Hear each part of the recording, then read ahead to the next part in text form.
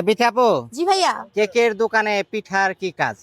এটা তো পিঠা না ভাইয়া, এটাও একটা পিঠা না? Dessert item. কি ডেজার্ট এটা হচ্ছে ম্যাঙ্গো পিলো। অনেকে এটাকে ম্যাঙ্গো প্যানকেক হিসেবেও জানে, বাট বাংলাদেশে কিন্তু এটা ম্যাঙ্গো পিলো হিসাবেই বেশ ফেমাস। কারণ এটা যখন হচ্ছে আমগুলো দিয়ে রাউন্ড করা হয়, এটা দেখতে কিছুটা কোল বালিশের মতো হয়, ইভেন এটা সফট হয় কোল বালিশের মতো। যেটা আমার কাছে আছে 4 পিস, যার প্রাইস হচ্ছে 150 টাকা। এটাকে অনেকটা টাকোস টাইপের বা হচ্ছে এই টাইপের, ওই যে আরেকটা কি যেন হয়, মানে মিষ্টি জাতীয় একটা রোল টাইপের করে। হ্যাঁ ভাইয়া, এটা আমরা তো অনেকে দেখছি যে শর্মা খাই, শর্মা যে রুটি হয় মাঝখানে হচ্ছে চিকেন যায়, তাই না? তা যেহেতু এখন আমের সিজন, এটা কোনো রুটি না, ভিতরে যে পুরটা দেখছেন সেটা সম্পূর্ণ আমের।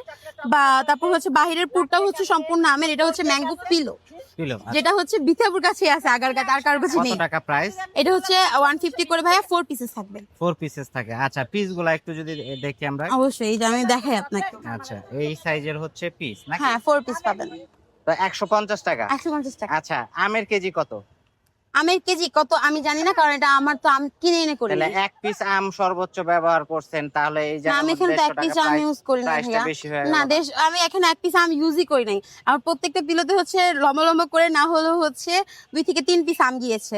এটা 4টা পিস হয়। দেন হচ্ছে বাহিরের যে পুরটা করেছি সম্পূর্ণ আমটা দিয়ে করছি, ভিতরে ক্রিম দিয়েছি, ক্রিমের সাথে ক্রিম চিজ কিছুটা ইউজ করছি। আমি বলছি ফুলটা ক্রিম চিজ না, কারণ ফুলটা ক্রিম চিজ দিয়ে 150 টাকায় পোষানো সম্ভব না।